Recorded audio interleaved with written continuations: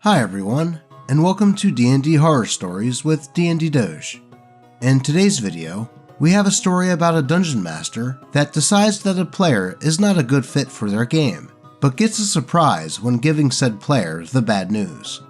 A story about a player's first Dungeons & Dragons game getting ruined when the dungeon master wants to date her, and more. So without further ado, let's get into some D&D horror stories. Psycho Player Forces His Way into Final Session by Reddit user The Best Norse God 48. Now, before we start, I apologize for how bad the story is. I'm not the best narrator, and this happened a while back. It started off like any other game night at the local game store. I'd gathered a promising group of players, each bringing their own energy and quirks. There was Todd, our charismatic bard with a knack for flair. Jess, the barbarian who had a take-no-prisoners attitude, but a big heart. Luke, the other bard who loved adding humor to every situation. And then there was Fighter, a guy I'd just met at the store. Fighter was a bit of a wild card. I didn't know much about him, but he seemed interested enough, so I figured why not. Session 0 was pretty smooth. We went through the usual stuff: expectations, boundaries, and group dynamics. Everyone seemed to be on the same page, and I thought we had set ourselves up for a good run. Fighter had been a little quiet, barely sharing anything about his character, but I assumed he was just the strong, silent type, and would warm up as the game progressed. Session 1 kicked off, and things went well, mostly.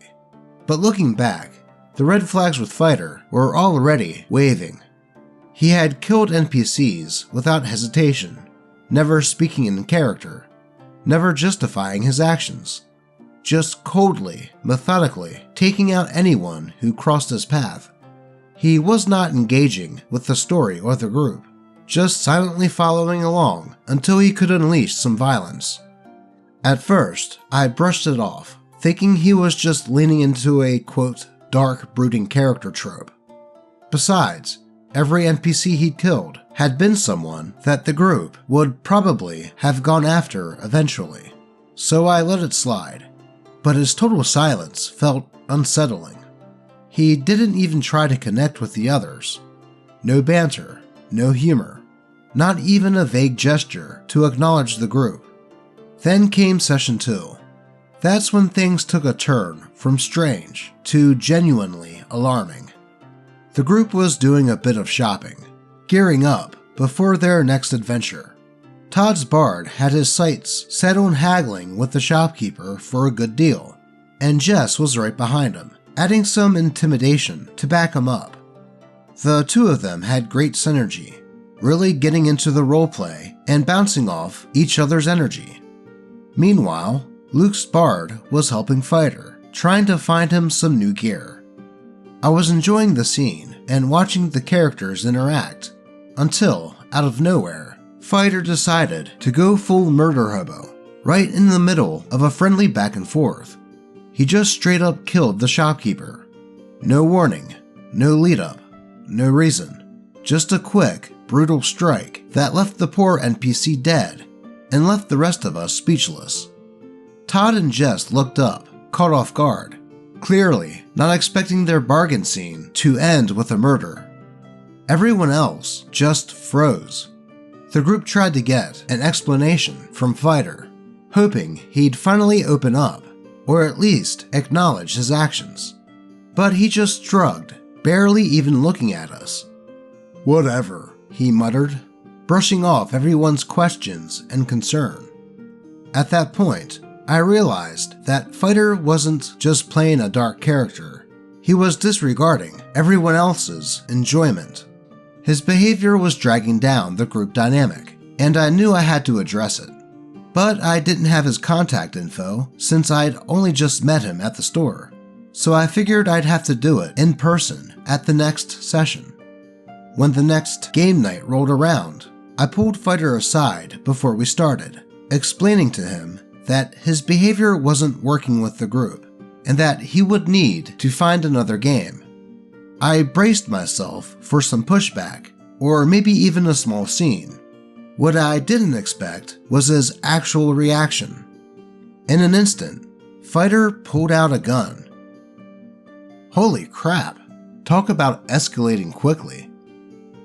Time seemed to slow down, and for a moment I thought I was hallucinating. But no, he actually had a gun, held low but very visible, and he looked me dead in the eyes. "No," he said, with his voice calm and cold.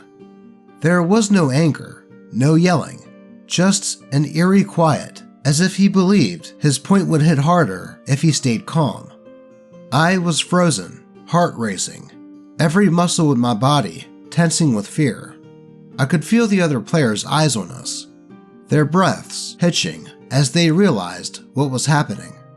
In that small, cramped back room of the game store, the air suddenly felt thick and suffocating. All the usual store noises faded into the background, and all I could focus on was the weapon in his hand and the look in his eyes. It wasn't even about the game anymore. This was real. I had never felt so helpless. Somehow, we managed to start the session. Nobody really wanted to keep playing, but no one knew how to end it either. We were all sitting in that room, silently enduring the game, with everyone's glances darting nervously to Fighter and each other. The usual laughter and banter were gone, replaced by the tense silence of people just trying to survive an hour without triggering a man who'd brought a gun to a game night. Finally, the session wrapped up, and I packed up as fast as I could, leaving the store as soon as Fighter was out of sight. I immediately reported the incident to the store manager and warned the staff, hoping that they would take precautions for everyone's safety. After that night, I never went back to the game store. I couldn't shake the feeling of dread, the sensation of staring down real danger in what should have been a place of fun and camaraderie. It took me months before I could bring myself to run a game in person again, and I was always cautious about who I let sit at my table. Wow, talk about a tense situation to be in. And I can't blame OP or the other players for how they reacted. You never truly know how you would react in a situation like that until you are in one. And I can understand OP and the players just moving on with the game as a survival instinct, trying not to set off an obvious psycho that had a weapon. Heck, when reading that, I thought to myself, why not excuse yourself and say that you need to use the bathroom to call the police? But even that could be seen as suspicious to Fighter, risking setting him off. Thankfully, OP and the players were able to make it through the session, and Fighter just left like nothing happened. Though I would say just informing the store staff about it probably was not enough, and that the police should have been called after Fighter left. I can fully understand how this made OP not want to go back to the game store, and prevented them from getting back into the game for a while, as that experience had to be traumatizing. Though, thankfully, OP was able to get back into the game eventually, but just being more cautious with who they play with. Now, before we get to the next post, a special request from Nipsey. Remember to like, comment and subscribe.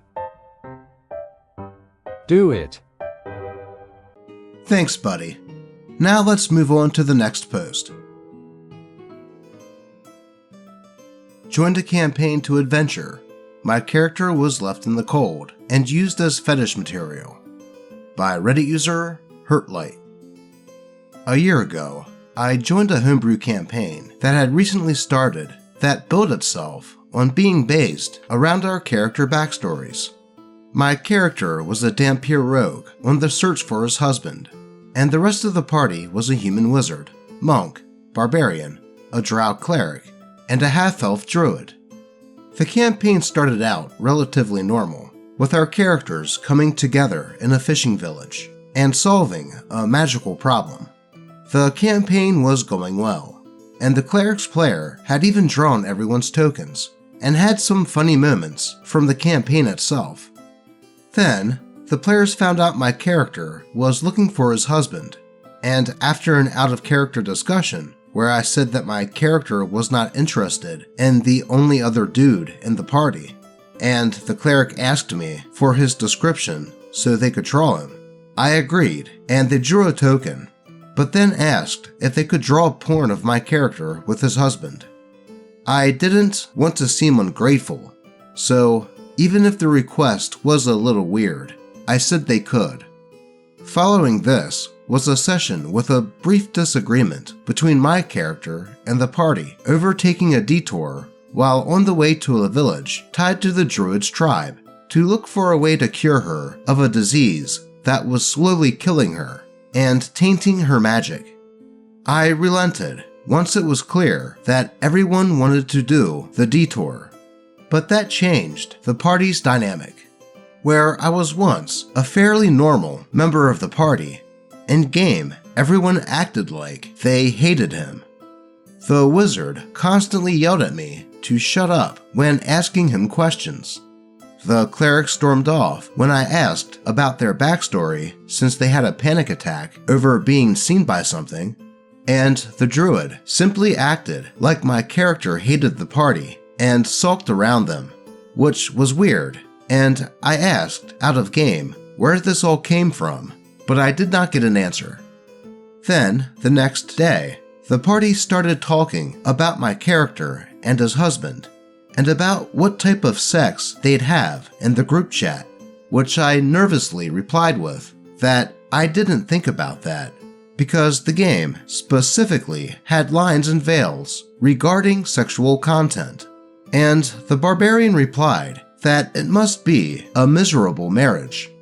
I was then removed from the group by the DM with the note that I just, quote, didn't fit the dynamic he was looking for.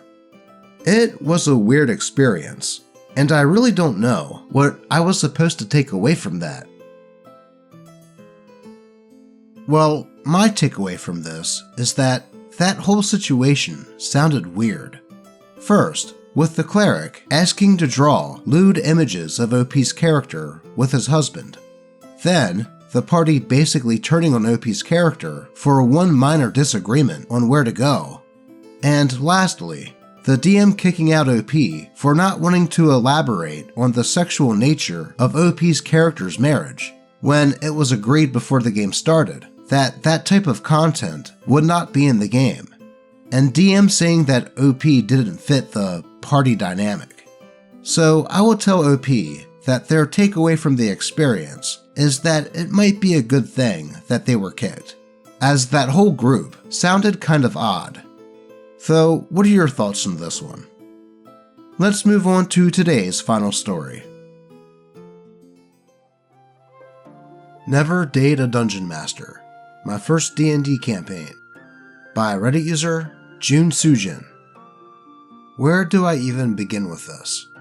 I had never, once in my life, played D&D before, but I was really into the Just Roll With It podcast, and was really interested in trying it out.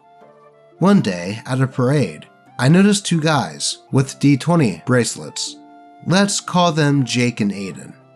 I walked up to them and struck up a conversation about D&D.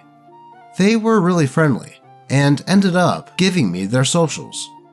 A little while later, they invited me to a campaign that Jake was DMing, and Aiden was a player in.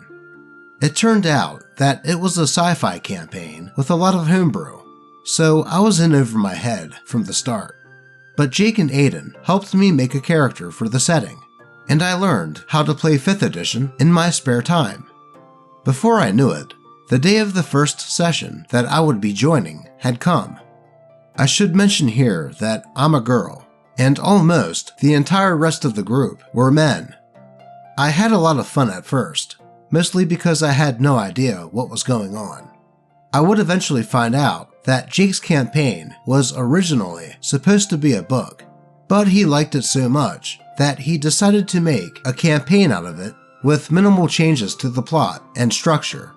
Literally, the quote, DM who should have just been an author trope. And it was painfully obvious that it was not originally intended to be a campaign. We were heavily railroaded and had to take orders directly from a self-insert character named Knight Xian. I'm not making this up. The plot was also so convoluted that only Jake himself understood it, and he prided himself on this fact. But all of these constraints and craziness could not take away the magic of my first time playing D&D, and I really enjoyed it for a few months. Then it started getting weird. Jake had been hyping up the next session as the quote, beach episode. Knight ordered the party to get some much needed rest and relaxation, and brought them to a ship that was basically a space resort. All the main characters were in swimsuits in a pool. There were parties, etc. I didn't really know what to do, and the whole thing kinda seemed out of nowhere. Then, Knight started coming onto my character. I was weirded out by this, but the rest of the table was laughing and joking about it, so I just kinda went along with it. There was eventually a fade to black moment, and that was that. My character and the DM self-insert had canonically done the deed. Gross. A few more months passed, and I was hanging out at Jake's house one day when suddenly he looked really serious. He asked me if I wanted to go on a date. I wasn't attracted to him at all, but he was my friend, and I didn't want to break his heart, so I said, I don't really know if I want to be in a relationship right now. He responded, You don't have to make any commitments, it's just a date. I felt a little pressured, and I figured I owed him at least one date since he was a good friend to me. So in a moment of weakness, I agreed. The next day, he told the entire table that we were together. Things got really bad from there. He would give me all sorts of special treatment in the campaign, even having sessions that entirely revolved around my character.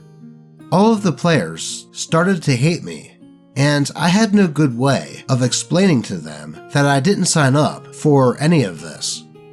Jake started to get really paranoid about me talking to the other male members of the group or interacting with their characters too much. He would lash out at them if he thought I was talking to them or their characters more than him, sometimes refusing to talk to me at all after the session. Eventually, I had enough and, quote, broke up with him, even though I hadn't even been in the relationship by choice. In the moment, he seemed to take it pretty well, and we had a mature conversation about it. The day after that, he removed me from the D&D group chat and blocked me. I found out weeks later that he had told everyone that I had left of my own accord because I didn't want to be a player in the campaign anymore. The cherry on top? It also turned out that Jake never wanted me in the campaign in the first place. Aiden convinced him to let me join because he thought I was attractive and wanted to get closer to me. And then, after a few weeks of me being in the campaign, Jake convinced Aiden to let him ask me out instead. I want to make it perfectly clear that these were two adult men in their 20s. Obviously, I wanted nothing to do with that D&D group after all this. However, Aiden eventually reached out to me to apologize and informed me that they had kicked out Jake and had a new DM. So, happy ending, I guess? Man, there is so much wrong with this whole situation. First, Jake basically railroading OP's character and his self-insert into a fade to black, which sounded like OP didn't really want to happen. Then, when Jake asked OP out on a date, and OP said that she was not interested in a relationship, he should have just taken that as a no. But when Jake would not let it go, OP should have stood her ground, but let herself get guilted into saying yes to just one date. Then, when Jake told everyone that they were a couple now, OP should have corrected that right off the bat, instead of just letting it ride. Then, of course, Jake started giving OP special treatment in the game, which of course would make the other players a bit peeved.